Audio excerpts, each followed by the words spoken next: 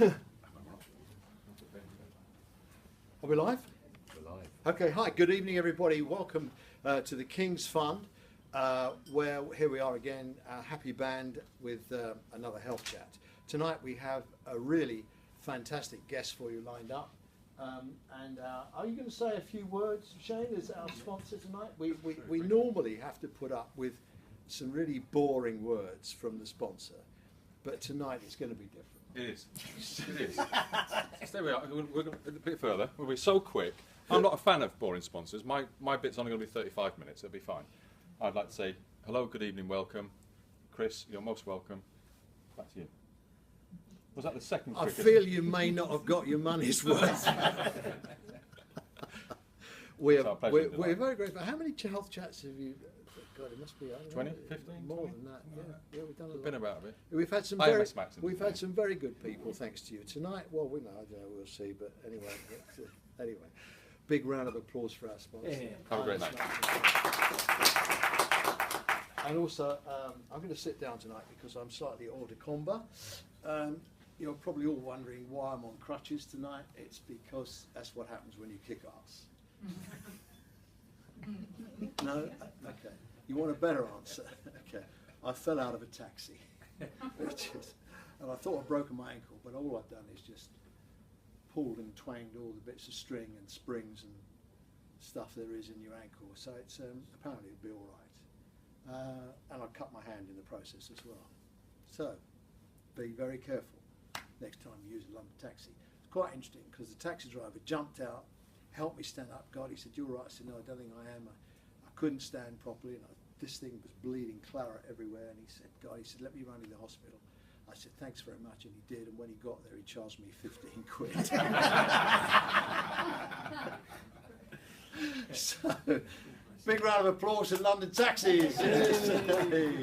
Right, we've got a great guest for you tonight. Let's get on and meet him, shall we? Ladies and gentlemen, from NHS Providers. Great Keep start, doing that Mike. to us. Great start. I know, I did it deliberately because for some reason or other, I've been writing about Dad's Army for a long time now, and for some reason or other, I got you completely confused with a different organisation. Anyway, it's Chris Hopson. Come and join us. Thank you. Yeah, just don't shake me by the hand. Do you know, I've been wanting to ask you to come and talk to us for a long time now, not because of the NHS, right? Because you clearly know nothing about the NHS. I haven't got the first clue about the NHS. But you do have a really interesting, I mean, you've had proper jobs, haven't you? You know, unlike most of us in the NHS that have been cosseted by the soft, warm love of the health service, you've actually had a proper job. So where did it all start for you? Where were you born? Well, so when I was at university, I got into student politics, and my first job after I left university was working in as an election agent down in Bath. Now that's interesting. Now Bath was a very interesting constituency. It was, wasn't it? Because it was on the edge. It was on the edge at the time. It was a Tory. It was Tory seat. Chris Patton was the That's MP. right. Yes, and then Chris Patton, of course, lost his seat. Were you there when he lost his seat? We started the rot. It was the time after. So we cut the majority from about 10,000 down to about from 5,000 to about 1,400, and then the next election, Don Foster won it. Yeah, I remember Chris Patton standing shell-shocked because I wasn't a I wasn't an official Tory agent, but I was a Tory agent for election purposes, and I was at Luton South, that you may remember was Graham Bright. Yeah. And Luton South was another one of these bellwether seats, a bit like where you were. And we managed to I got Graham in with a kind of a bit of a comfortable majority first time round, but the second time round, because it was when it all kicked off, and we got him in by 47 votes. Tight. Yeah, it really was, and we did God knows how many recounts, and we finally got him in. But there was a kind of change, wasn't there? There was a whiff of change in the air about that time, about all politics. Yeah, and I think, I do have a slightly dirty secret from those days. Yes. There's no one watching and there's no one listening. So what you used Feel to free. So what you used to do as an election agent was you basically, because I actually then went on to run national by-election campaigns for the SDP. What we always used to do was effectively go into a parliamentary constituency, work out the hospital, and then effectively pretend that it was under threat, run a petition to collect 10, 15, 20,000 names that you could then basically use as For your canvassing. for all of you, or basically to say we're out there to save the hospital. And I have to say it was a very early introduction, given my later career, to some of the interesting politics around trying to reconfigure the NHS. Yeah. So my cynicism for about how politicians are likely to treat NHS reconfigurations knows no bounds because of my very Because early you've experience. exploited it. Yeah, I don't blame you. Yeah. That's a good trick, you know. Because the trouble is, I was working for the Tory Conservatives, and we couldn't say that the hospitals were going to close because it would have been the Tories that were going to close the bloody hospitals. Of course, you could do it now anywhere, couldn't you? Really, you could pull the same trick. No, it's interesting. I mean, I think one of the things that we thought was fascinating about the Copeland by-election, which has recently happened, was if you look at the reconfiguration that was going on there, it was interesting that one of the other opposition political parties tried to, and using that rather unfortunate Miliband phrase, weaponise the reconfiguration. But what we thought was very interesting was that there was a very good quality argument being made by the local NHS. So it doesn't automatically mean, it seems to us, that reconfigurations will you're not always able to not persuade the public, because actually I think if you get the facts right, if you make the argument, if you plan well, actually, and you put forward a logical, sensible argument, actually you can win. Isn't that where the STPs have gone wrong? I think we all acknowledge, all of us who are involved with STPs, that actually we haven't got the public communication and involvement right up front. But they haven't even tried. I think you had two conflicting tensions, didn't you? On the one hand, what you're trying to do is bring together in each local area a complex mix of different players, be it local authorities, primary care, usually a number of different secondary care providers. And to be frank, there was a huge amount that was involved in bringing those guys together to create a single plan. And you can absolutely see why people were looking inwards to try and make all of those relationships work and get to a sensible plan. And then suddenly we went, oh gosh, you know, we've kind of in a sense left, you know, a whole bunch of other people out, particularly, surprise, surprise, the local populations. And I think, you know, I can see why there was this tension, but we've now got a lot of ground to recover, it seems to me. To Do you think it's recoverable? Yeah, I do think it's. Do you think the damage has been done? I mean, I spoke at a conference just recently about STPs, and I said to them what I say now. It's no secret. I mean, I think they've made a huge mess of the communication strategy, and often communications is just tagged on, isn't it? Whatever we do with and we've got to get a communications person. Actually, no. You start with the communications and work backwards. And I'm wondering, really, the failure of the STPs to connect with the public, plus the tensions that are now created around the NHS with the election, and a lot of people will be saying a lot of things. You know, when we get back electioneering, there's going to be a good, fortnight, maybe 10 days, where people are going to turn up the wick because they'll have to. I'm wondering whether or not STPs are damaged below the waterline.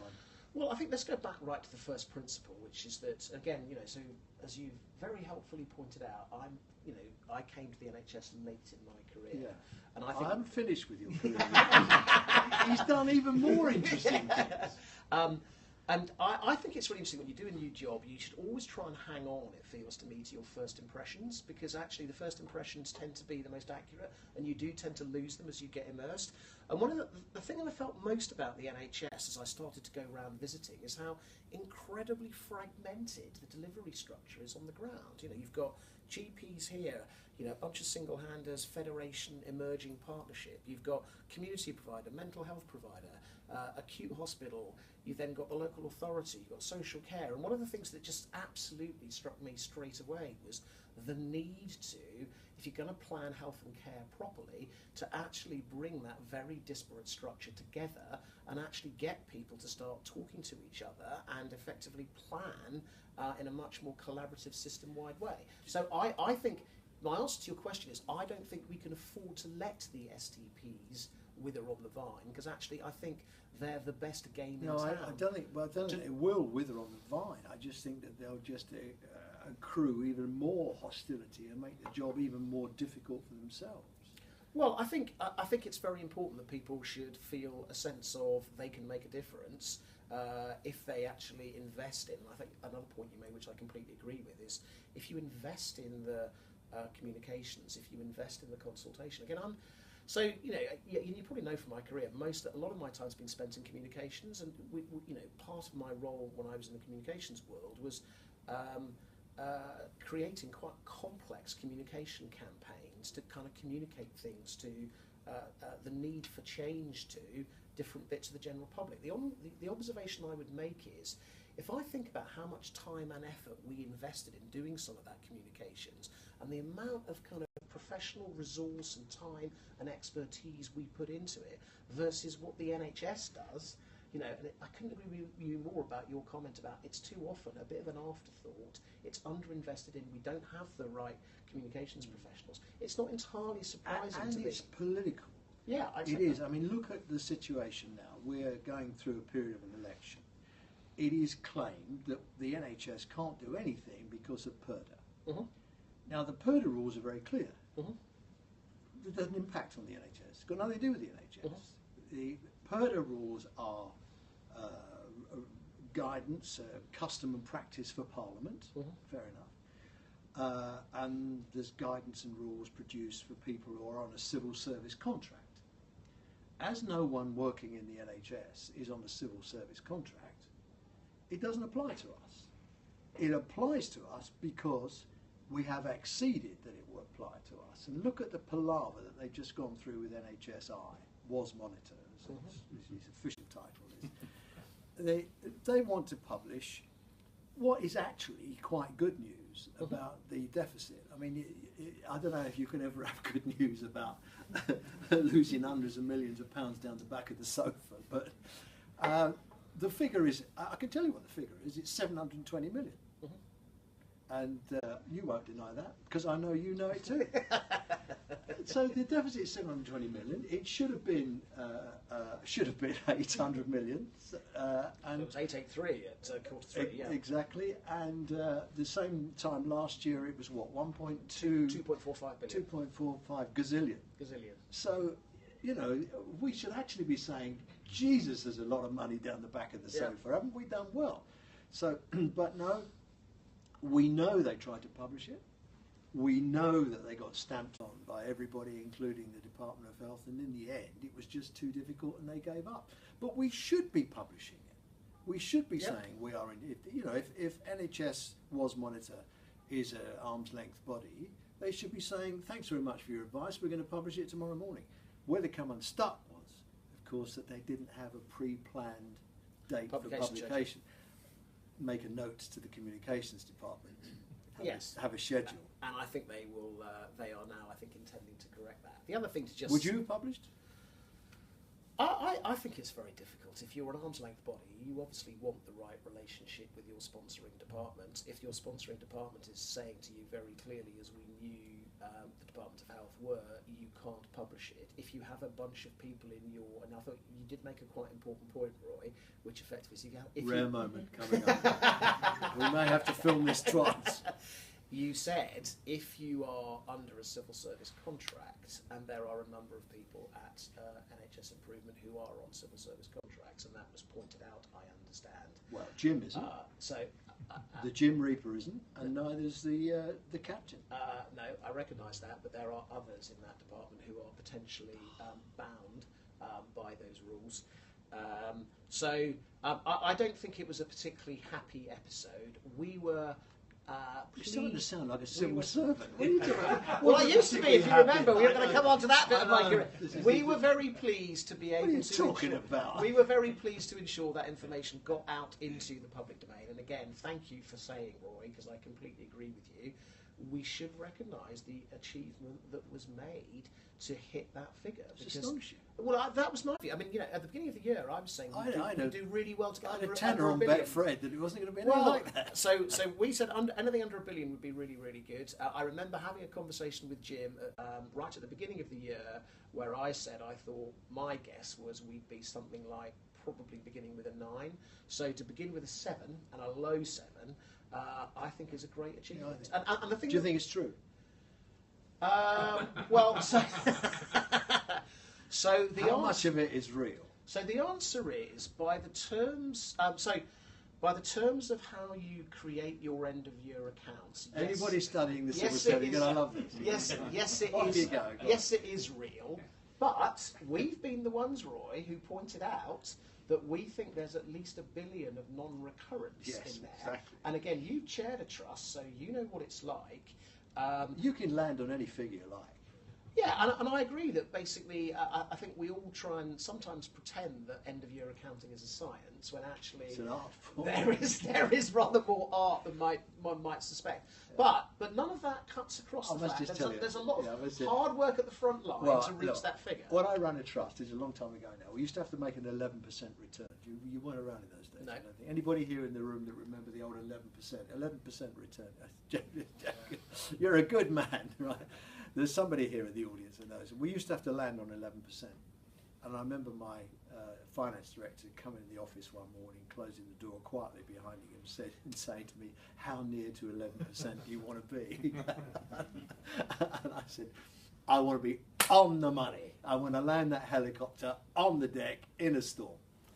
But where we are, so I think it's a really good question to ask about how much of it is real. I think our argument would be we've done a grand job, but there's $1 billion non-recurrent in there. And second, we were a bit nervous about trying to pretend that this fact we've had a good year, a really good year, to hit the figure, low minus. You've got what, 150 members, haven't you, or thereabouts?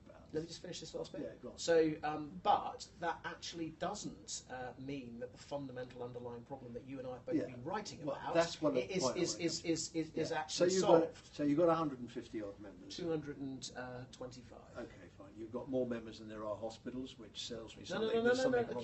Acute mental health community and ambulance trust. There are 235. We've got 225 of them in membership. What's the matter with you? What? Where are the other 10? Yeah, well, about 5 or 6 of those have indicated they're going to join us this year, so we're nearly there. Joking aside, we know they've all had their arms up their backs to get the accounts sorted out. I mean, do you think really it would have been more sensible for everyone to play it straight and say, we can't do this. We will give you a set of accounts, but we're not going to fudge them. And we all know they've been leaned on. Well, so Don't we know? Doesn't the nation deserve? Well, hang on. Doesn't the nation deserve to know where its health service is? It's no good at people like me and you going on the telly saying the NHS wants more money. They say, well, actually, you've reduced the deficit. You're doing very well. Go and find some more to reduce. We just made a rod for our own backs. So again, we've got some tensions here, haven't we? I completely agree the importance of being open and honest about what is going on. Yes, Minister. And I think you've acknowledged in your writings that we are one of the people who tells it as it is.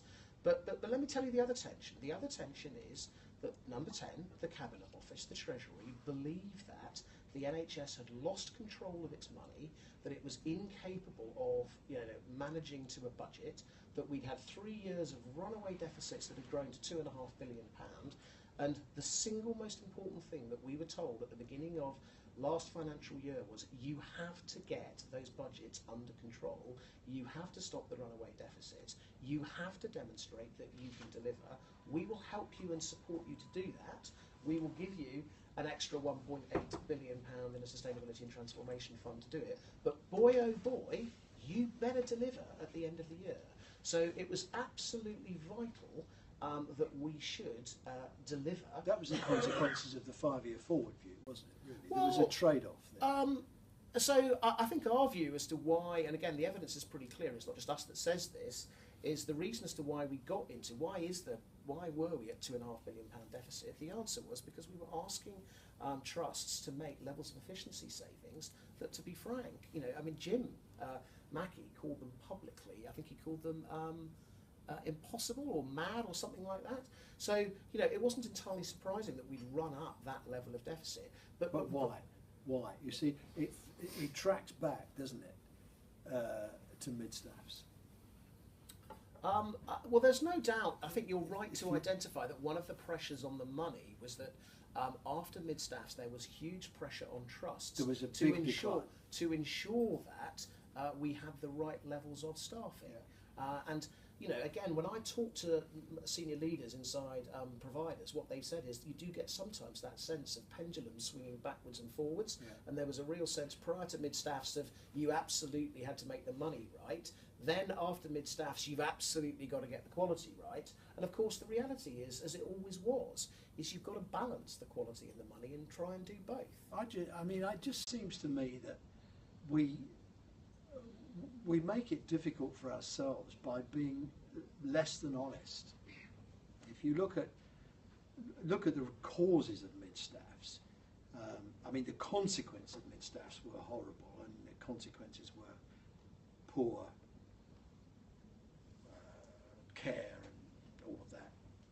I just want to frame what I'm going to say so people don't misunderstand what I'm saying. But the causes really went back to the time when there was a huge political pressure for trusts to become foundation trusts. Monitor was Monitor's predecessor, put the bite on trusts and said, you've got to balance your books and you've got to become an FT. And so it's pretty clear they took the money out of staffing costs, which is the easiest and quickest way to do it. We both know that. And it sort of went wrong because of this hell-bent effort to get everyone to become a foundation trust. Quality went down the toilet, and we know the rest of it. Well, if I may be so bold, Roy, yes. I don't agree with you. Really? No, I don't, because there are Anyway, plenty. it's been very nice. Thank you all very much, and it's been a great evening. A round of applause for our guest. There were plenty of foundation You wouldn't be the trusts. first. There were plenty of foundation trusts who basically did manage to make the money and the quality work. No, stop. Okay, all right, I'll stop. No, there's a reason for that. Yeah, go on. And the reason is that the first cadre of trusts that came through had a shed load of additional funding. They were feather-bedded into becoming a foundation trust. It was the later ones that couldn't make it in the first round, even with the feather bedding.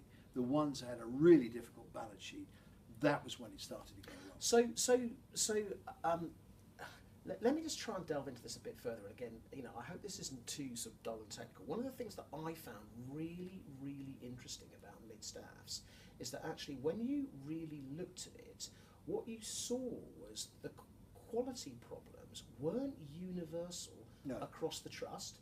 They were actually, and they interestingly weren't right the way across the older people's medicine service either. It was particular wards in that trust. And what that said to me is a sort of blanket system level, or indeed even a trust level answer as to what was going on there was probably inadequate. And I would just make the observation as I go round and I talk to ward sisters and I talk to senior managers, what they tell me is that actually quality on the wards is a combination of quite often some very, very micro factors, like which particular staff of what particular skills are on the ward on that day, what's the level of acuity across the patients.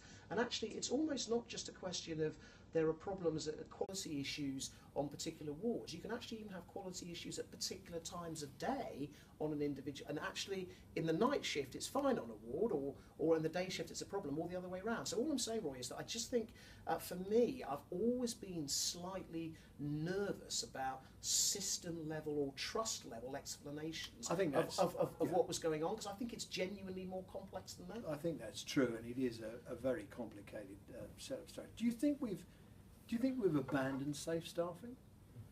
I don't think we've abandoned safe staffing. What I think we've asked our managers to do is a really, really difficult... Well, let's think about it. We started off by, what's his name, Francis, making recommendations about safe staffing levels. Then we had the chief nurse having a go at it. Then we've had NICE having a go at it, and they got pulled off from doing it. And then the chief nurse and friends had another go at it.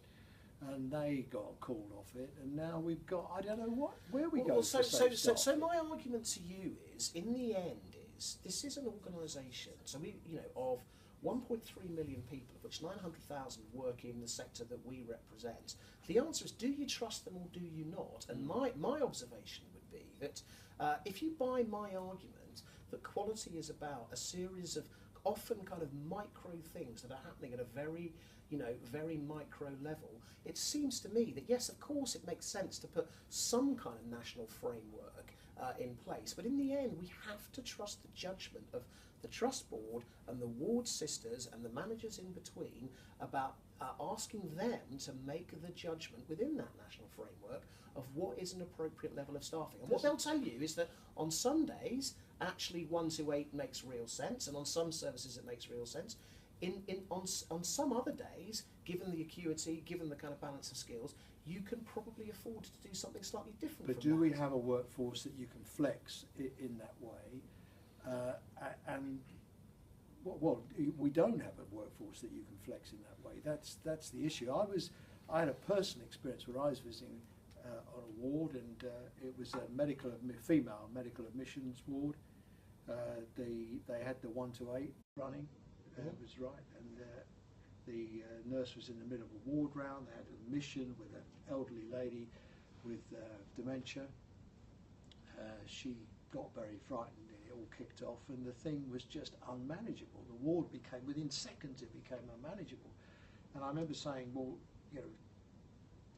shouldn't you be calling for help? This is a red flag. And I think we're in the days of the red flag then. This is a red flag, isn't it? And she said, oh God, she said, I don't even know who to ring. I said, well, listen, there must be a duty manager. It was a Sunday afternoon. There must be a duty manager anyway. So I rang the hospital switchboard and said, I want to see the duty manager on the ward. So I rang outside to get in, and eventually the duty manager turned up, and I said, this is, they need help. And she said, oh yes, and she kind of recognised me and said, certainly. And so next thing we know, the healthcare assistant turns up to help. So I said, well, that was a bit of luck, wasn't it, to have a spare healthcare assistant? Where'd you get her from? She said, oh, on the next ward. Well, so I think you're in a sense slightly making my point for me, which effectively is there are a bunch of micro factors that affect what the appropriate level of staffing is. And when I talk to ward sisters, what they say to me is, dependent upon who I've got, both as patients but also as staff, sometimes 1 in 8 works, sometimes actually 1 in 8 isn't necessary. And all I'm saying is that I think we either have to trust our people, and in which case we give them appropriate freedom of action, particularly if we're asking them to do this really difficult task of balancing the quality or the money, or we don't trust them and we effectively say, oh, there will be a set national ratio that absolutely everybody has to adhere to. You're very you're very snooty about that. But look at California, where they have laws about safe staffing. Well, and all I'm saying is that my experience is this is an organisation where you've got 900,000 staff. As I said, either you trust them or you don't. I think it's right to have some kind of national framework as guidance, but in the end, you have to trust the judgment. Do you think that you have to be an apologist for your members, or should you tell it like it is? Well, I mean, let's be honest about it. They pay my wages. So our business model is we've got 225 members. They pay between £12,000 and £20,000 a year as an annual subscription to us. As an annual subscription to us. That's one nurse. And it is our job. 20. Wait a minute. 20 grand a year. Yes. What for? So for 3 different things. The first is to act as the voice of our members. So let me give you a great example. So 2 weeks ago... 20 grand? So let me finish, Roy, 2 weeks ago... Hang on, I just can't. Okay, all right. I'll let you... Shall I get you to recover? Yeah. All right. You can join the IHM for 183. 130. 130, sorry, yeah. 130. So, as you saw 2 weeks ago... 20 grand. All of the newspapers were piling in on the NHS, calling our managers incompetent because we were on the end of an international malware attack. So we had editorial. They were. we had editorials in the Daily Mail and the The Telegraph. patch was sent out on the 27th Yeah, of and- April, and your lot didn't put it in. So Roy, why don't you come and talk to some of our IT teams and some of our chief executives who will Ooh, tell you? don't go anywhere who near will the tell health you- service. Who No, will tell no. you? Who will tell you that actually they put the patch in and they weren't running XP And it and they didn't still work. got hit. Yeah, I know, So- I saw that. Oh, hang on. So there was a lot of nonsense talked. Yeah, well, it basically is about, interesting because the only newspaper to cover that was the Times, wasn't it? Mhm. Times said it, and I think one of the more spiky computer online magazines said the patch didn't work. So it worked in some places, but not in others. So all I'm saying is, yet again, I'm afraid, dull. This is rather more complex than it might first seem. It seems to me your organisation is full of chaotic members who can't march in step. No, our organisation is full of fantastic healthcare providers who Yeah, are doing yeah. a brilliant job.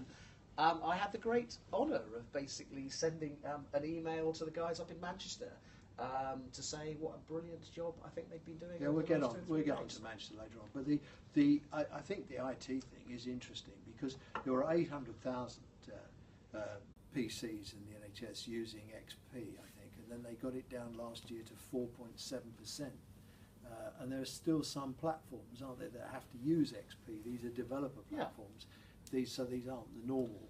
So do you know what percentage of business computers, according to outside business organisation computers, according to a survey in April 2017, i.e. last month, what percentage of business computers currently use Huge. XP? Yeah, Huge. 15%. Yeah, And the yeah. NHS has got it down to 5%. Yeah. So to be frank, we're ahead of. So you didn't let me finish about what we do. So one of the things No, that you're we making do, too convincing an argument. so one of the things that we do is we act as the public voice. The second is that we The support... public voice. Yeah, the public voice. How many members of the public? Public voice in terms of going on the Today Oh, programme, I see being you. interviewed. Right, okay, you So- bullshit when there's a cock up. No, it's not bullshit when we're a cock up. I Yeah. basically present You've got our Adam, members' you've got Adam perspective. Brimlow, destroyed Adam Brimlow's career by hoiking him out. He's in the audience, by the way. Hoiking him out of the BBC and into a So cul-de-sac with you. that's the first thing. Apologista. That's Yeah. the first thing that we do. The second thing that we do is, as you know, and you've railed against it a number of times, is there is a real detailed regulatory framework our guys have to work within, and part of what they ask us to do is they ask us to influence that framework to make sure it's sensible so they can do their job. The third thing that we do is we act as a support network. How much influence do you think you have with ministers? I think it will vary on the subject. So on certain things, I think we have quite a lot of influence. And to be frank, it's not just ministers. I mean, if you look at what actually the framework that our guys have to work with, our members have to work within, my argument to you would be it's just as important often to influence what's going on at NHS England and NHS Improvement as it is to influence what ministers are doing. Yeah, I tell you, the reason that comes to mind was that I was astonished, actually, this year at the RCN conference. The government, the Tories, didn't put up a speaker. Well, I think so Roy, one of the really interesting things about running this type of organisation is how you get the balance between voice and influence.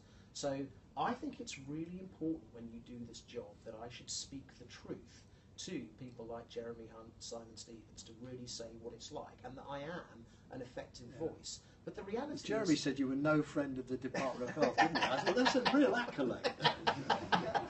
On the other hand, if you're very gobby and you basically do it in an overly aggressive, non-evidence-based way, you have no influence because people won't listen to you.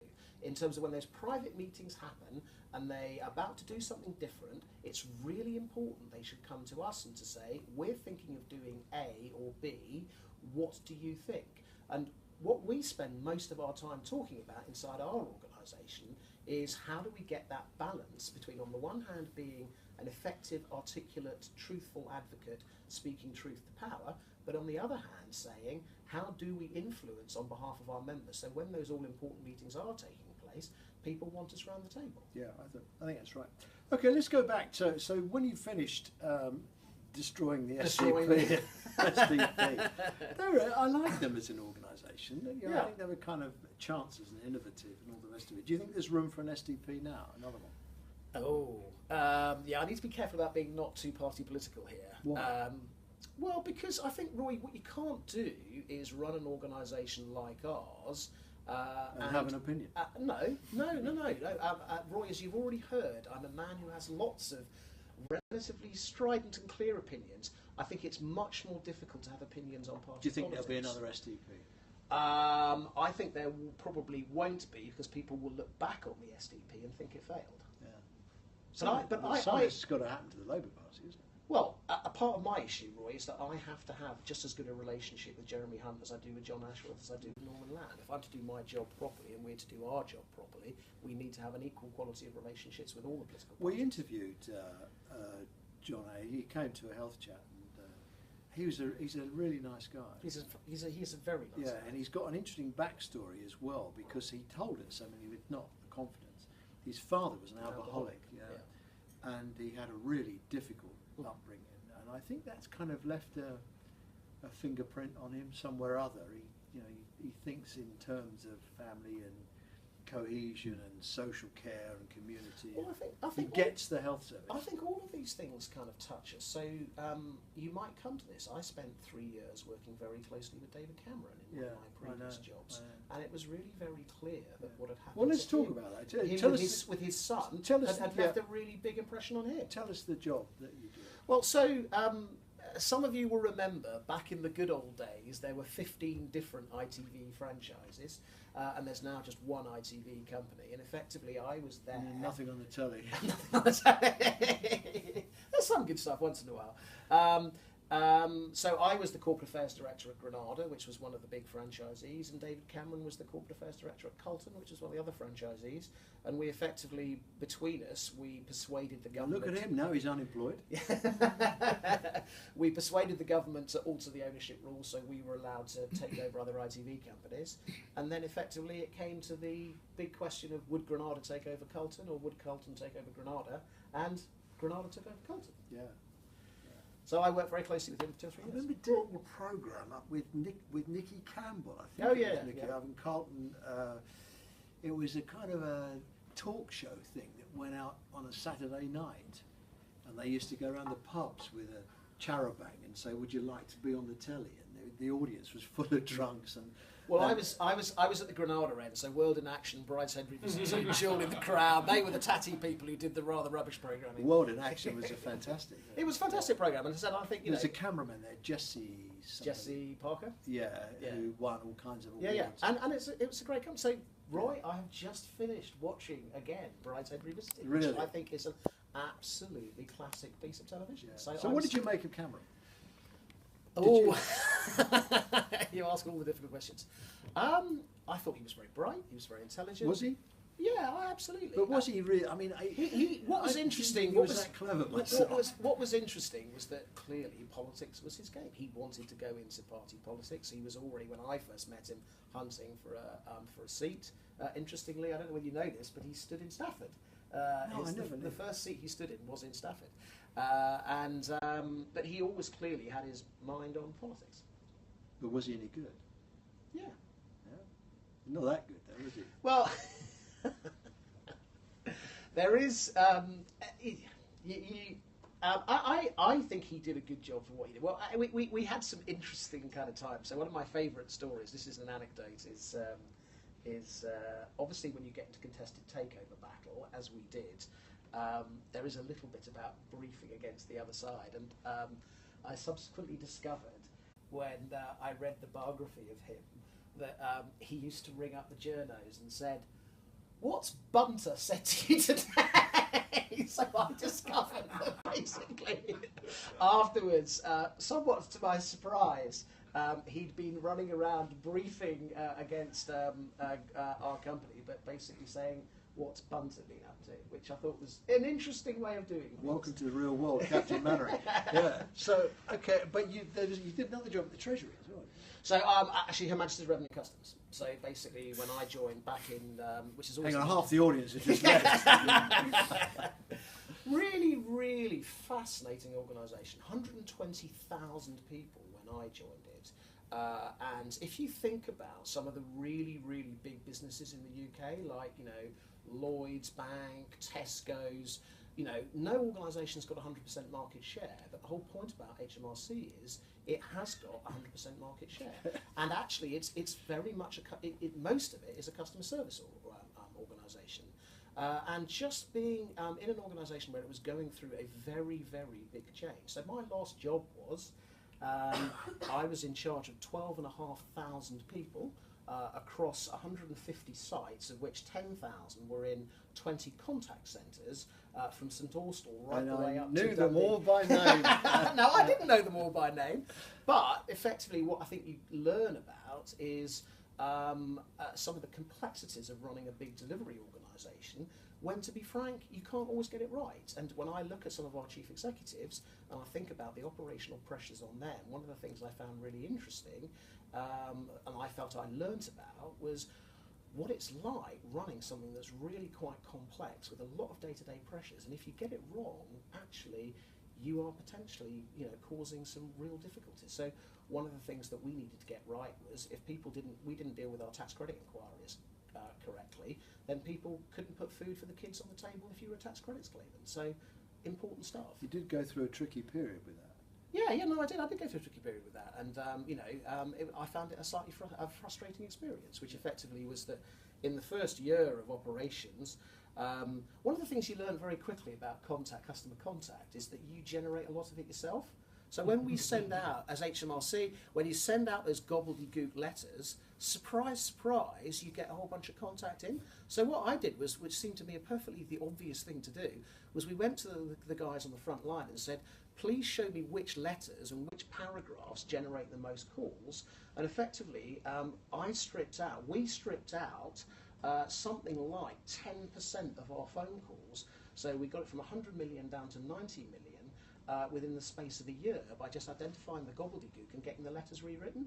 What then happened was we introduced a new computer system, and one of the things about contact centres is that you tend to get a very high staff turnover. So we took the staff turnover in terms of we didn't replace on the basis that we thought we'd cut the contact by 10%, so you could take 10% of the staff out. We introduced a brand new computer system, and my customer calls doubled.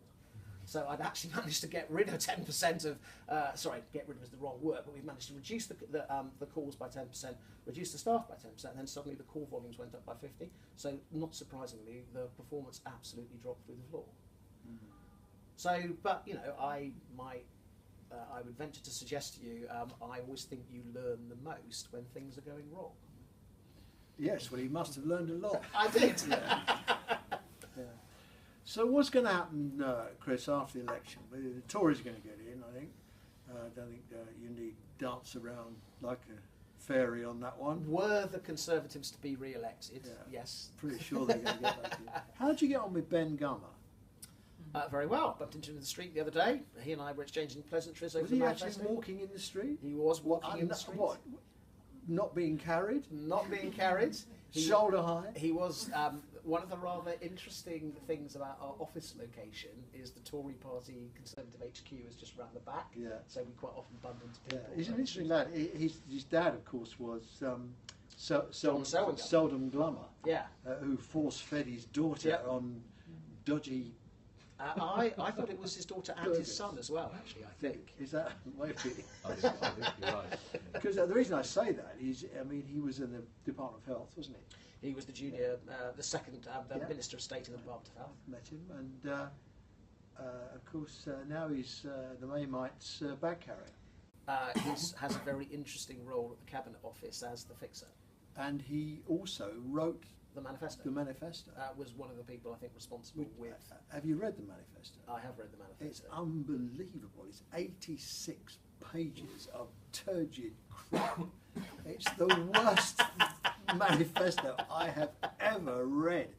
And you contrast that with the Labour Party's manifesto, and I'm not making this as a political point, but if you contrast it in terms of just pure presentation, there's a delight to read, and the Lib Dems, of course, have a bit of fun with policy, but it's just, I couldn't believe. And did you try and read the Tory manifesto on a mobile phone? No, I actually didn't. Because they've done this page. Has anybody tried to read it? You try to. Is that swiping pages? It's got one of those swipe pages things, which of course doesn't work on a mobile phone because you go like that, and then you can't go back a page, and it's just overly complicated. It's some silly boys in the IT department showing off, and it's just unreadable. I can't think what would possess them. Anyway, the reason I was talking about Gummer was because he's going to be the Secretary of State, isn't he? I think playing cabinet guessing games is the very quickest way to A, get the wrong prediction, but also B, so who knows what's going to happen? I mean, do you think it's conceivable that Jeremy Hunt will have yet another innings at the job? I just don't know. Well, what do you feel? Well, all I'm saying is that there's a pretty clear set of statements in the manifesto about what they want to do next. In that sense, I mean, clearly each individual Secretary of State will to a certain extent shape what they want to do, and you can see that Jeremy's had a real emphasis on patient safety, which I've publicly said, actually, I think we have underappreciated as a service. Actually, I think he's done some really important things in that. But in the end, I think you've got a manifesto to implement, so there's only so much difference that an individual There's not Secretary of much State in the to make. manifesto, is there, really? I mean, a lot of it is a continuity of stuff we're doing now. Yeah, what are the eye-catching things? Well, but I think there's some interesting things. So the bit that I just thought was particularly interesting was the whole section headed holding NHS leaders to account. Yes. Which I thought was an indication, perhaps. Is that when you put your fees up? that 25,000. That was an indication of the fact that actually I think there is a bit of frustration at the centre that effectively the NHS hasn't delivered on the plan that it put forward. And again, it doesn't need me to say to you... What? With the 5-year forward view? Well, so it's too far into it anyway. If you remember the narrative that we've had over the last kind of couple, over the last 6-8 months, it's been the NHS has put forward its plan. It's taken 8 billion extra funding, but there seems to be a question about why the NHS isn't delivering on it. And all I'm saying is, we would assume that if the Conservatives were to be re-elected, that effectively there will be quite a strong focus on delivering against the plan that was put forward, which is why, Roy, just to jump back about 25 minutes, it was really important that we should demonstrate that when asked to reduce that deficit down from 2.45 billion to a reasonable figure, we can clearly demonstrate we have done that, because I think that's the way you build credibility. I'm not so sure. I mean, I think there's another argument there. I mean, we all know that the deficit, the figures have been, people have been taken into a quiet room and waterboarded to get the numbers that we're at. They're not real numbers, and they're not been arrived at by the process of natural accounting. Well, I think the problem, if you go down that route, Roy, is I would be the first to acknowledge that there has been... Well, they've turned revenue, they've turned capital to revenue. I recognise there has been, but all I'm saying is the problem if you go totally down that line is I think you fail to recognise a huge amount of really good work that's gone on. No, I'm not. No, don't stop that. I'm not saying that. I'm as big a fan of the NHS and its managers as you are, because we run the IHM, which is the only real organisation that represents the voice of the working managers of the NHS, and it's only 130 quid to join. 20 grand. Get it? But what was I saying? Oh, yes. We I don't know. I've gone off spell. I'd just say 20 grand again. Yeah, 20 grand. Oh, having a laugh. There is a fine line, isn't there? It's a difficult thing to do. Do you go along with the desire, do you play the game, really, and get as close as you can to unachievable numbers, or do you say, look, this is how it is? So I think each individual. So I think that decision. You're not going to hide in the undergrowth of it's a small thing and an aggregation. No. What I was about to say to you Well, is you that did that on safe staffing. It's up to the ward sisters. No, Now right, you're going to say no. it's up to the trust. No, what I'm about You're to say... hiding in the minutiae. No, I'm not. If you let me get a word out... Go on then. Well, we've got plenty of time. We've got the room booked till 11 o'clock. that's the decision that, for example, each trust board is having to make in relation to its control total. And so I think, as you probably know, there's each individual trust, in return for its share of the 1.8 Sustainability and Transformation Fund, 1.8 billion Sustainability and Transformation Fund, is having to make a decision about what level of saving it's going to sign up to. And some of them have signed up to yeah, well, and you know, but then look, hey, I went down to Plymouth last week, and it made the HSJ. Well, you went somewhere. No, their saving level that they were basically being asked to make, which was it was 40 million on a, I think it was about a 600 million. It was about a 7 or 8%. So, and the HSJ was absolutely out there saying, how on earth can you do this? But interestingly, that board believed it was the right thing to do. They had a very positive can-do attitude that they thought they were capable of meeting it. And all I'm saying is, I don't think I'm in a position to second guess and wave my finger at them and say, I think you've made the wrong decision. And all I'm saying is, I'd far rather, in these really difficult times, that you had a board that was prepared to be ambitious and do its best, and actually feel a sense of agency that it can make a difference, than the board sit there and say, oh, bloody hell, it's all going to hell in a handcart, it's all absolutely dreadful. And all I'm saying is, I think one of the really big dangers at the moment, Roy, is that we talk ourselves into a downward spiral, and we talk ourselves into a sense that actually, because it's all going into hell in a handcart, we can't make a difference. And I'm absolutely with you, it's not appropriate to ask people to deliver the impossible, but that's why it's really up to each individual board to decide, as it should be, about where they believe the very, very stretching tips into the impossible. The Jim Reaper's getting out at the right time, isn't he? So, if what you mean by that, do I think that the strategic situation for NHS Trust is about to get more difficult? Yes, I do think that the strategic situation is going to get more difficult, because you just look at the funding envelope, which is about to go down.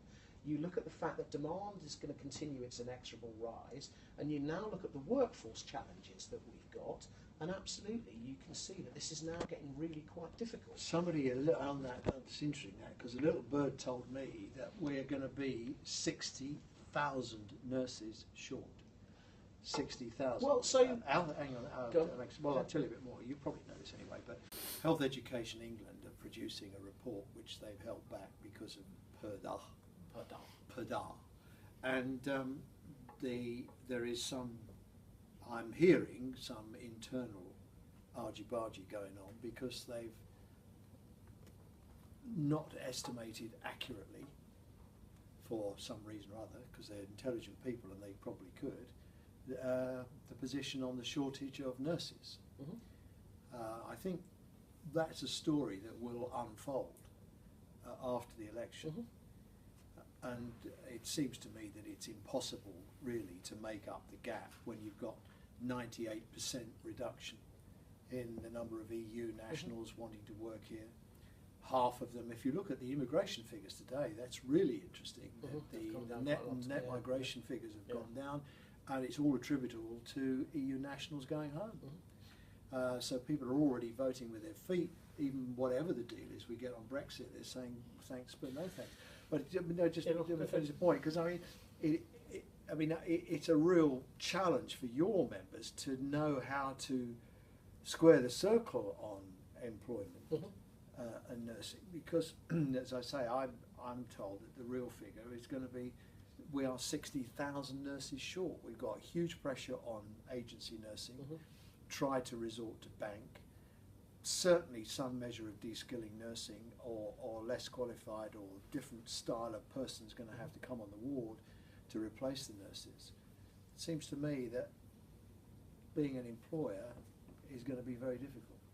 Well, so what we find very interesting is that when we talk to our chairs and chief executives, what they're saying to us is they now think the workforce challenge is the single biggest set of issues they've got. And I think, as you know, we've spent a lot of time talking about the money over the last 2 or 3 years. There's now a real sense that actually the workforce has overtaken the money Well, we've got as to the biggest point set where of there's no problems. point in talking about the money, is there? I mean, Yeah, we- because we however much money you throw, you know, if you can't find the staff to basically spend the extra money, But is that you there, get- there's more to it than that, isn't there? I mean, we banged on about the money. No one's listening.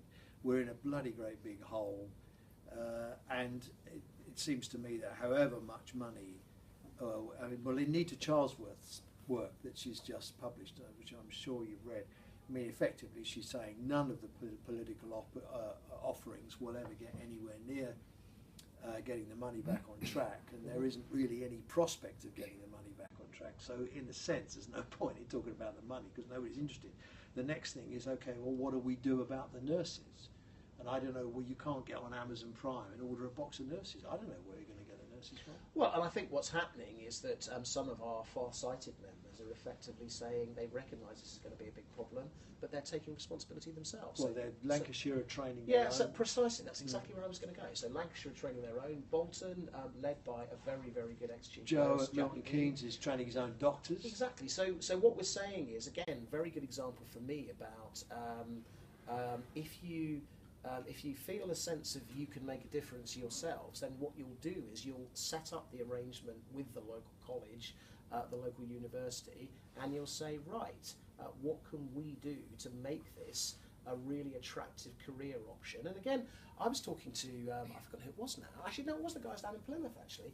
Interestingly, they teamed up with 2 or 3 secondary schools, and they were effectively going right in at the beginning, just as people were beginning to think about careers, and they were saying, look, why don't you really, Yeah, really I was think somewhere about, where you know, they get the kids in as well. And Exactly, they- and all I'm saying, Roy, is that in theory, with a population of whatever it is, 60, 70 million, it doesn't seem to me to be hugely over-optimistic to believe that if you make the effort, you know, there is enough of a pool to be able to get people in. But this is why we were doing this big on the Today programme 2.5, 3 weeks ago, is we have to make sure that the pay is competitive and the jobs are attractive. And the problem at the moment is, A, we're 7 years into a pay freeze, and secondly, the job is becoming more stressful and more difficult. Well, do you think the pay is the issue? I mean, I'm on a terrible, tricky ground here because the RCM will say nurses are 16% behind because of the length of time they've not had a pay rise. But if you do agenda for change, if you put that, because people are still getting a raise on agenda for 50% of people don't get the increase. yeah, but 50% do. Yeah, no, I recognise that. And the average nurse is earning over 30,000. Well, all I'm saying, Roy, is that. But is pay a real issue? Well, 30,000. well, it certainly is. It certainly is if you're talking about inflation going up to 2.93% and effectively 50% of your staff only getting a 1% pay rise and housing costs rising, etc. And again, if you've referred to the Anita Charlesworth work, if you look at that work and you make the comparison between, you know, she rebased at 100 and looked at how much private sector was going up, how much public sector was going up, but then looked at how much healthcare salaries were going up, and you know, I think I'm right in saying that by 2021 we're talking about something like a 6% real terms cut. Well, no government could make that up. That's a whole 5-year. No, and I recognise that, which is why, you know, we were out there. And it depends on the economy. Yeah, no, I recognise that. But all I'm saying, Roy, is that one of the things that we found slightly disappointing about the general election debate is certainly the governing party did not set out in its manifesto whether it did or didn't believe that the 1% pay cap was sustainable to the end of the Parliament. And hey, it's not just me saying this. The pay review body, which is the independent body charged with looking at NHS pay, in its last report that came out in February, it basically said the idea that you can make this, pay cap last until the end of the Parliament, when the end of the Parliament was in 2020, not 2022, it can't happen. But we're still getting, or we were getting, when the bursary was in place, we still were getting 5 applications for every training place. Now the bursary's gone, we're still getting 3 applications for one training place. If you look at the supply side, it's not being interrupted by throttling off salaries. I would have thought a bigger issue is I do, because what I don't get is I mean, you talk to nurses. I mean, I just don't know how nurses do it. I honestly don't. They do 12-hour days, 3 days back to back, and then they go and do some agency shifts. And then a lot of them, because they're earning more than their old man. You know, in some parts of the country, you know, the average wage is 23,000 or less, and they'll go and do a couple of agencies. You know, I honestly, hopefully bank rather than agency. But well, but I think that, you know, we say, don't we? You know, a lorry driver can't drive for more than 9 hours. Yeah. An airline pilot can't do more than 20,000, something, you know, 2,000 hours, isn't it, flying a year? Yeah. But a nurse can work until she drops. And you're pussyfooting around with safe staffing. I mean, what we've got now isn't safe. You can't tell me that a nurse at the end of the 3rd day, on the 11th hour of the 12 hours, the 36 hours she's worked, pretty much back to back. I mean, you get up at 8 o'clock in the morning, you leave at 8 o'clock at night, you get home by 9 if you live locally, you grab whatever it is that the kids have had left for the tea, you say hi to your old man, you get him back, you get in bed, you wake up in the morning, you get the kids off to school, and you go back to work. Firstly, it's not a life. Secondly, it's not safe. And your members are doing it. Well, so your sweatshops. So you're being provocative. So what? What? Honest. He says, yeah, butter this is the butter wouldn't melt in my mouth look. I've just got a very sore foot. So, 2 or 3 things. First of all, I absolutely agree with you in terms of standing back in admiration for what our nurses do, and I think they do an absolutely extraordinary job. Cut their hours. And much like you, I do wonder as I go round and as I talk to people about that idea of doing the 3 12-hour shifts and then doing the agency and the bank shifts. It's not afterwards. safe. Well, I'm not going to say that because. Well, it isn't. Can you work for 36 hours back to back effectively? Well, all I'm saying, Roy, is that I don't think I am in a position to basically say it's safe or unsafe. What I am saying is, because clearly.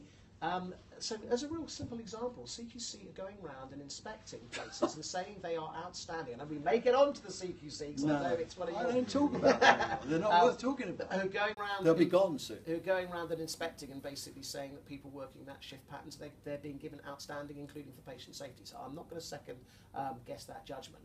What I will say is... the second thing I wanted to say is I don't think it's quite right to call our trust sweatshops.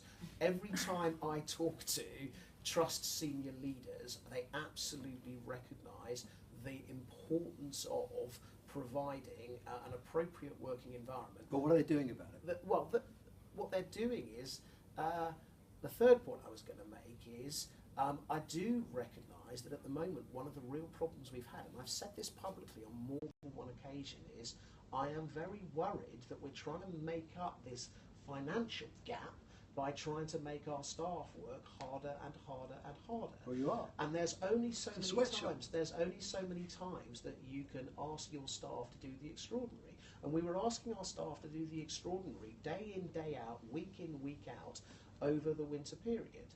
And I recognise that you are getting people who are leaving the service because they find the jobs impossible to do, and there's a real sense of burnout. But all I'm saying, Roy, again, you chair the trust, you know what it's like in terms of how you're trying to manage these competing pressures of, on the one hand, provide the right quality of service, secondly, exactly as you just said, a number of workforce shortages, but thirdly, doing it within a very constrained budget where, to be frank, there isn't enough money in the service. How are we going to get the waits down? It's about 380,000 people waiting for a hip operation. How are you going to do that? Well, the answer is, with all your members. The answer... If they stop paying you 20 grand, I suppose they get an extra hip operation done. The answer is, Roy, I suspect we're all headed for what usually happens... Booper. No. What usually happens on these occasions, which is governments don't like to enter the next general election campaign with a large waiting list, and they basically bung a bunch of money at the NHS. I remember waiting list initiative money. Yeah, precisely, in the 2 years before the general election. Yeah. So we were kind of assuming with the old general election timing that we were about to get we estimate, I mean, this is one of the shocking bits. We produced a document where we pointed out what the task was. If you wanted to deliver everything that we are constitutionally required to deliver in 27-18, then effectively we would have had to have spent somewhere between £2 and £2.5 billion I'm not surprised. to get the waiting list back to the 18-week constitutional requirements. Well, they're now saying that the waiting time, the waiting list might be 500,000. But it's just if you do take 400,000, which is roughly what it is, and that's spread across all elective procedures. So say the average elective procedure is, I don't know what, I mean, cataract is 800 quid and an uncomplicated hip is about 5, so it's hard to find an 8 5's 13, 2 is 6. So let's say the average is somewhere around a couple of £1,000.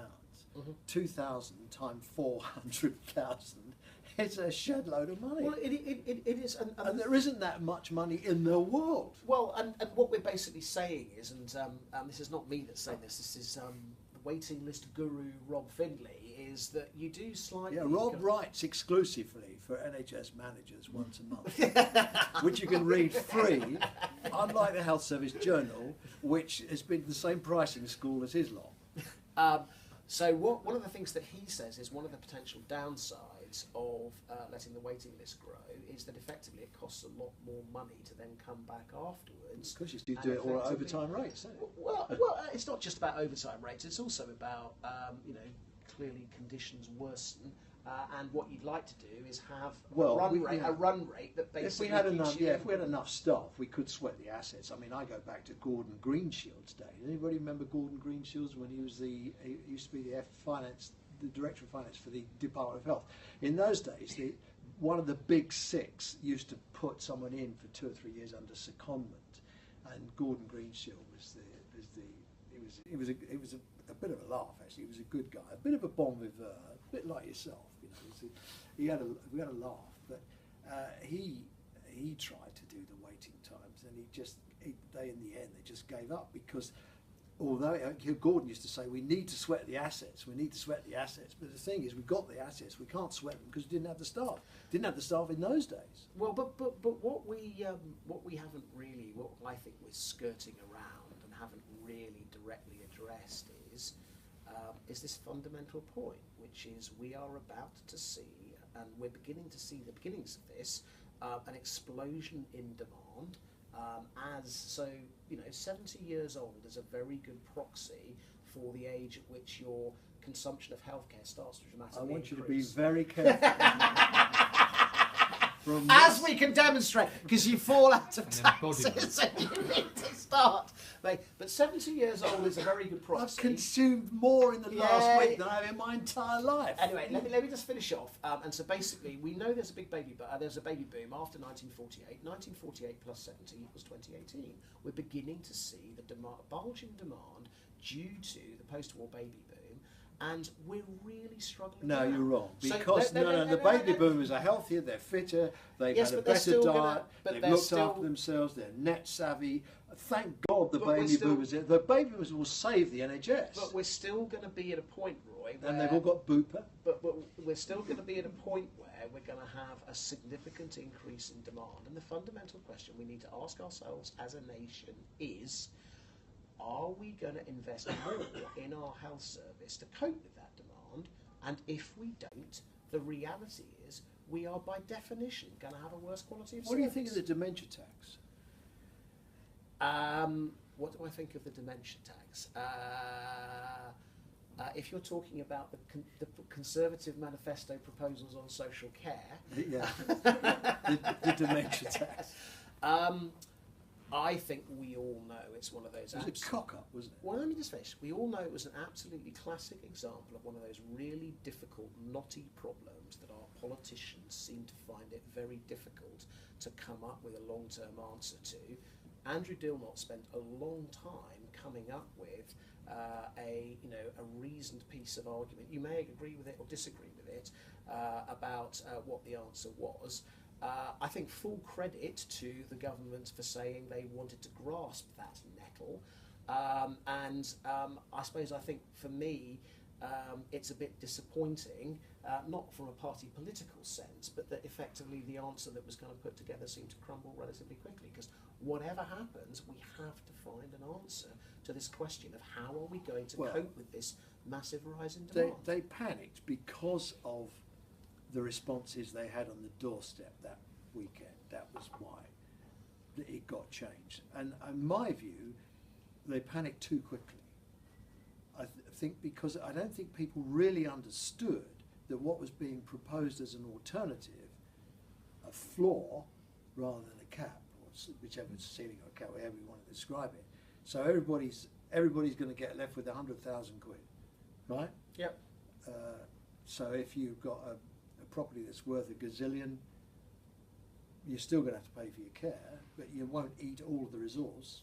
So it could be a lot more than 100,000 quid. I mean, I just don't think it was. Well, so if I may, can I ask myself another slightly different question, which I'll be able to answer more easily? Yeah. What would I have done if I was in their position? Well, you can't tell us because you won't talk about politics.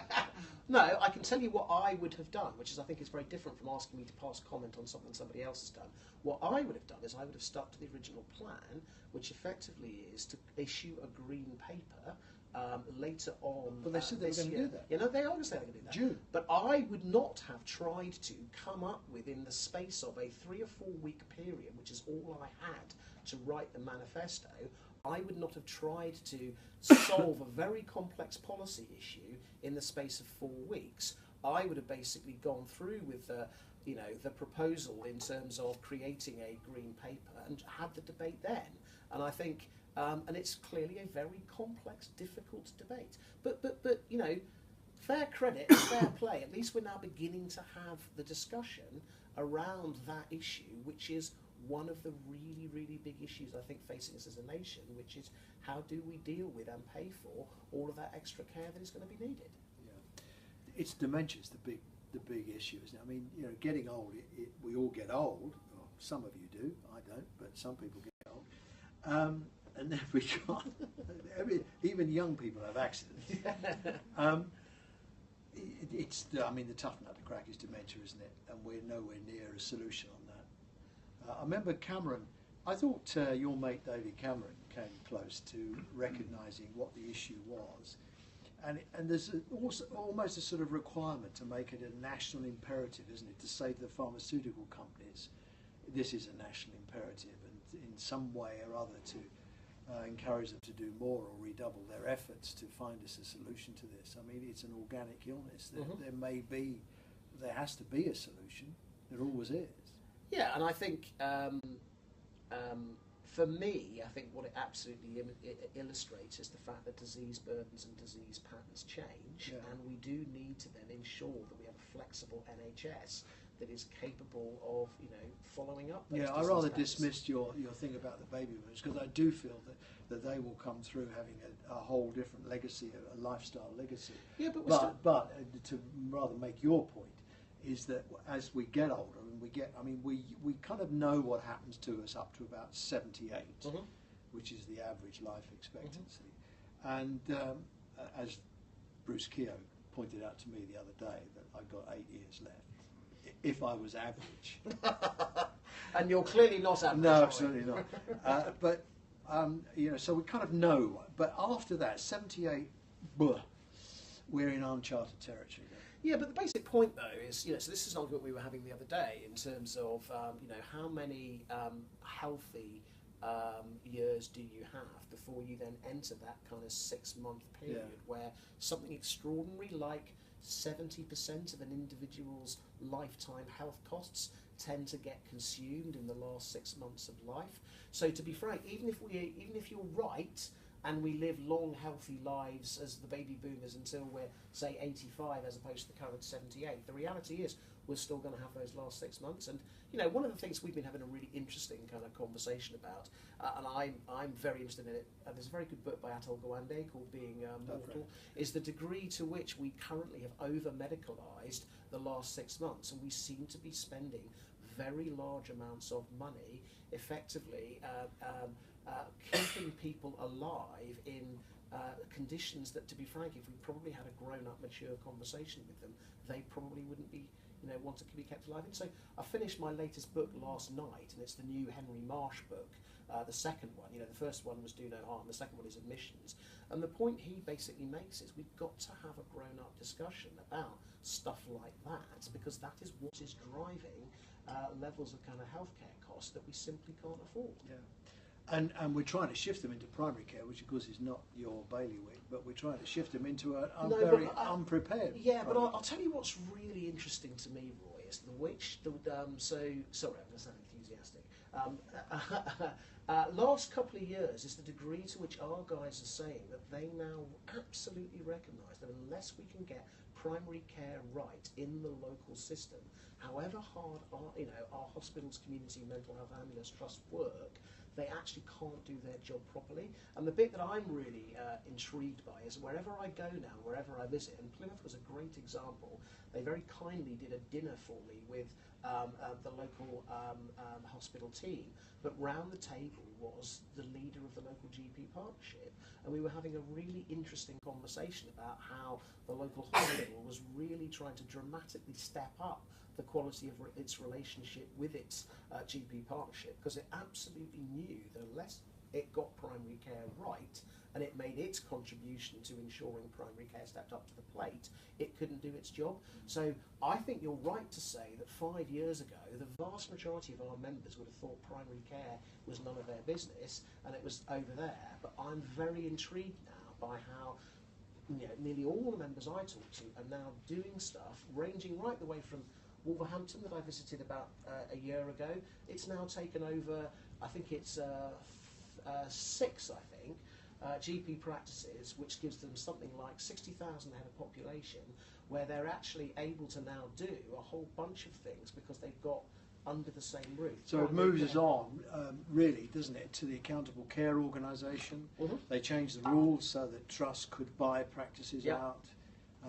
That's the direction of travel. CCGs probably might exist, 5 years from now? Well, I think there's a very interesting question, isn't there, as we move towards accountable care organisations, and I'm conscious there are some people from CCGs in the audience, so I should be careful what I say. I've never kept it a secret.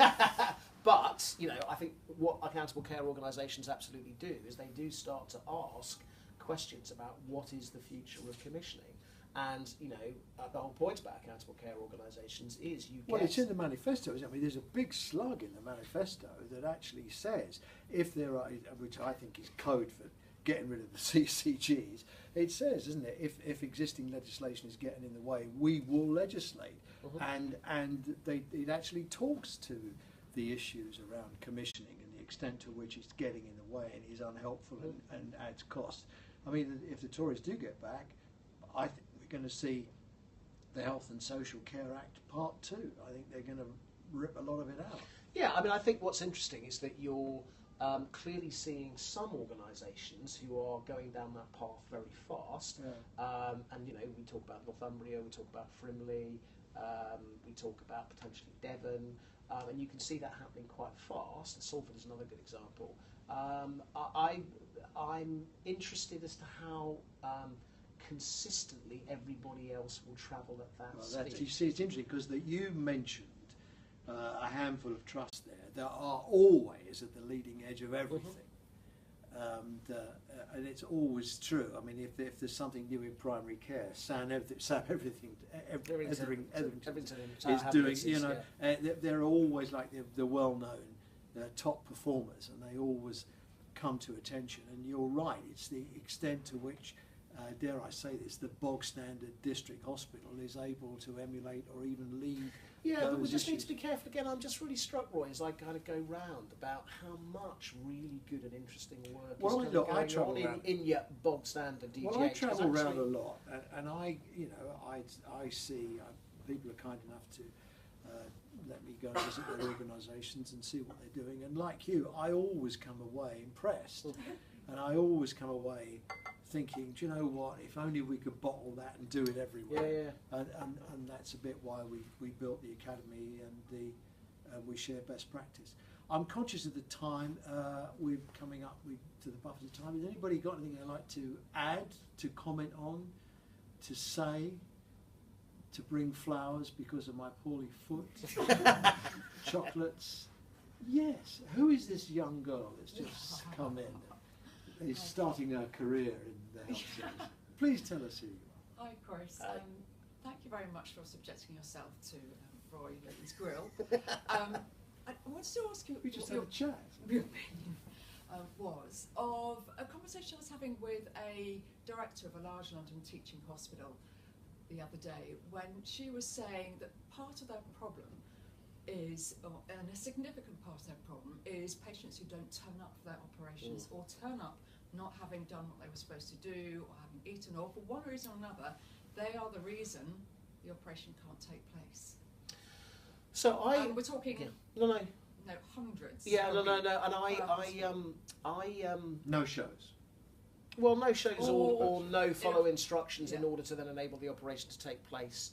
And hey, look, I think the principle of a free NHS, of an NHS free at the point of use, you know, based on the principle of what your clinical need is as opposed to ability to pay, is fundamental. But one of the potential downsides of that model is that effectively people seem to believe it's a completely free good and they have no responsibilities and accountabilities themselves. And a phrase that I learnt in the SEP was rights and responsibilities. So you have the right to free healthcare, but I think we need to get sharper and better as a society about being clear about what are the responsibilities that go with that right to free care. And it seems to me one of the things that absolutely is important is, if you book an appointment, you know, you should turn up, you should follow instructions. I think we probably need to get sharper about some of the stuff. What does sharper mean? What are the sanctions? What are you going to do? Well, so I think what we're saying is that, you know, sharper doesn't necessarily mean about a big stick. It also means carrot. It also means education. Well, what are you going to do? Well, Roy, I'm not going to sit here and suddenly invent a brand new policy about what's going to happen if people don't turn up So you don't know to what hospital appointments. No, I'm not saying I don't know what I'm going to do. Well, tell us what you're going to do. So all I'm saying is, okay, so let me give you a real example. Is I was about to come on to that I think people should have a clearer set of responsibilities. Would you find them? No, I wouldn't find them. But, you know, what I would say is, I mean, you might want to consider finding them for repeat offenders. It also very much depends on... How many repeats? So I'm not... Roy, you're playing a very, very good game of trying to reel me into doing something or saying something I don't particularly want to do. All I'm saying is, the basic point I'm trying to make is, I think it's you know... Do your members think they should be charging people?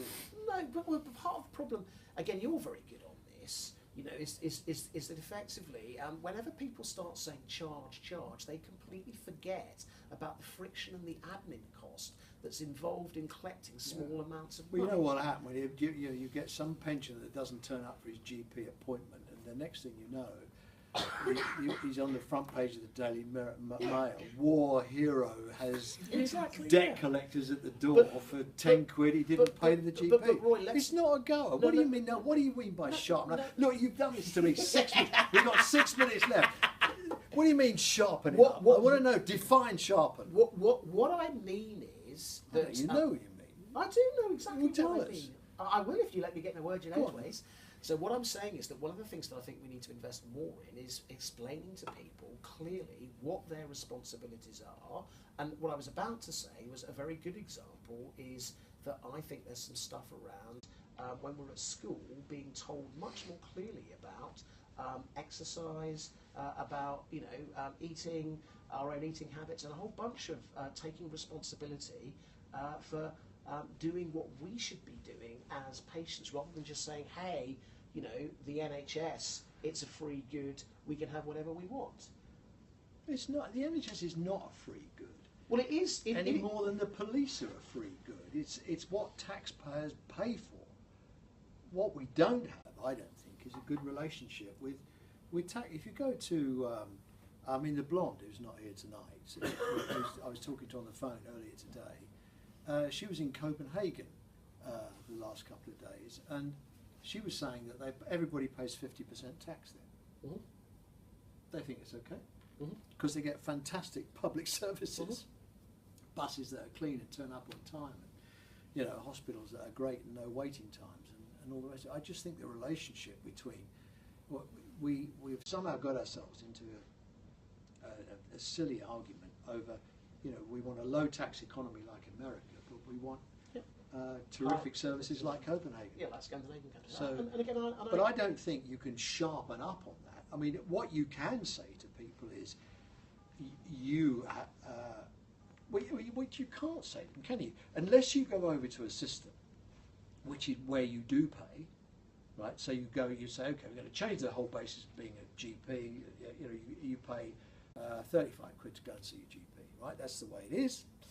They used to do it in France. And France has such a complicated reimbursement system. They've abandoned half of it. But we could say that. It's going to be 35 quid to see a GP, and if you can't, we'll reimburse you or whatever. We could do that. We could do that. And then, if you didn't go, you'd lose your 35 quid. But you've got to collect it. Yeah, and what we're saying is, and again, Simon Stevens is quite interesting on this. And sorry, and you did ask me to genuflect every time I say Yes, when you say Simon Stevens, you must do that. Yes. So basically, Simon Stevens, I think, is really interesting on this in terms of if you work. I'm not for one moment advocating that we should move to a health insurance system, but he himself says that he is a personal example of somebody who was incentivised by the health system in America to effectively to exercise more, eat less, and effectively lose weight. And all I'm saying is that if you just have a health service in which everybody thinks they can pitch up whatever illness they've got and they've got no responsibilities that go with that, right, I think you're effectively missing a trick by not emphasising that people have some responsibilities that go with the relationship, access. The citizen's relationship with the state, and that's, of course, a generation away, really. Are there any questions on Periscope? If I can just squeeze Yes. 2 or 3 points We'll have together. a composite question. Yeah. The composite question is, how do we engineer an informed public debate about what we should do about health and social care? Not the money. That's a great question. So, Keyword is informed. yeah, no, and I completely agree with that. And my It's nervous. called the election. Well, the problem is, Roy, I mean, you tell me, do you think we're having an informed debate about the health service in this election campaign? Name me any election campaign where we've had an informed debate. And one of the disadvantages, it seems to me, about a taxpayer-funded system, which I love and adore and would die in a ditch for, is that we do have a bunch of politicians who lead it, and it's in their interest to persuade, particularly if they've been in government for a period, to persuade everybody that all is well, when actually in reality it probably, certainly at the moment, it probably isn't. So, clearly the problem that you might argue in that system is that it's our politicians who tend to lead the debate, and I think they have a vested interest in not having that open and honest debate. So I think it's in the interest of people like you, people like us, people like the King's Fund where we're sitting, people who actually work in the service, like the RC, their representative organisations, to basically, I think, to say these are the facts and let's have a proper discussion about them. My argument is, and it's not a blue point. It's a point that applies to all politicians. Is I just think if we leave it up to the politicians to lead that debate, I don't think we're going to have it. Isn't that what Langley tried to do in his reforms? As much as I loathe the mess he's left us in, the fact is that he did have half a good idea by breaking the Department of Health out and having NHS England in the context of the Bank of England, whatever it is, monetary blah blah committee. I mean, he saw, didn't he, the need for a separation between the politics of it and the actual operations of it, because the difficulty is that every Wednesday the Secretary of State for Health has got to stand up and answer health Yeah, questions. It's tax funded. There's nothing you can do. But Roy, as a seasoned observer inside Whitehall of the relationships between departments and their arm's length bodies, the answer is the word arm's length is a bit of a misnomer. We've just seen that with per da. Per da. And I think it's actually quite difficult for those arm's length body chief executives. I mean, to be fair to Simon, he was the one who basically, you know, in that rather interesting moment, produced that press clipping in, you know, the House Select Committee hearing where he said there are some issues here. All I'm saying is... Was that because, actually, interesting point, we're running out of time now, but is it, 2 minutes, I've only got 2 minutes. Is it because, or, I mean, I know he'd worked in the NHS, but is it because he'd come from America, he's not in the NHS, he doesn't really give a toss whether he wants to do the job, don't misunderstand me, and he loves doing it, but, you know, he can go back to running United Healthcare if he wants to.